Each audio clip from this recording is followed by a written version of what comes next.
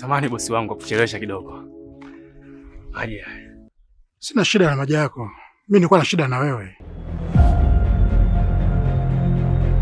Hivyo unifahamu vizuri kijana? Hapana, mimi nako unagaonaga tu. Unapata wapi ujasiri wa kuweza kuingilia maisha yangu? Sijakuelewa. Unanielewa? Utanielewa. Siku yenyewe umenipiga picha na kunichukua video kwenye gari yangu. Ulikuwa na maana gani? Isitoshe unamfuata yule mwanamke kwa lengo la kumtisha na kumlaghai kwa maslahi yako binafsi. Oya. Jaribu kuwa makini. Hujui unacheza na mtu aina gani. Kijana, sijui nikwambie kwa lugha gani ili uweze kunielewa. Mimi naishi na jamii yangu vizuri.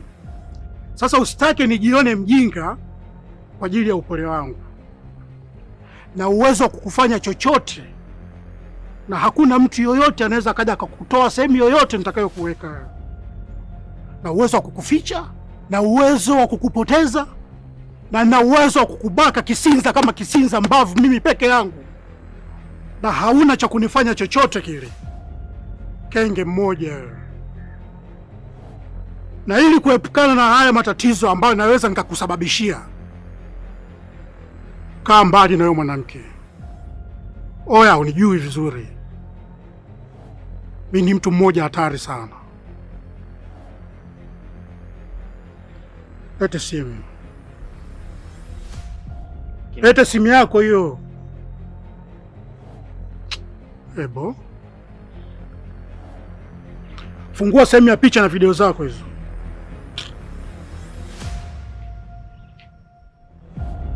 Leta hapa.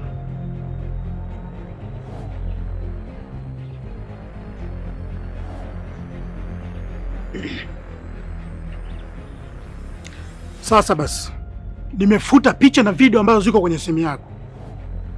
Kama zitaonekana sehemu nyingine yoyote, tazana wewe baba.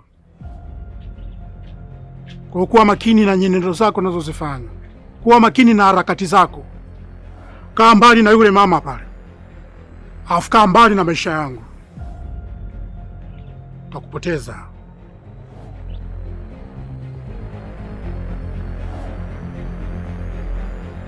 Tambaa. Mimi sitaki maji yako.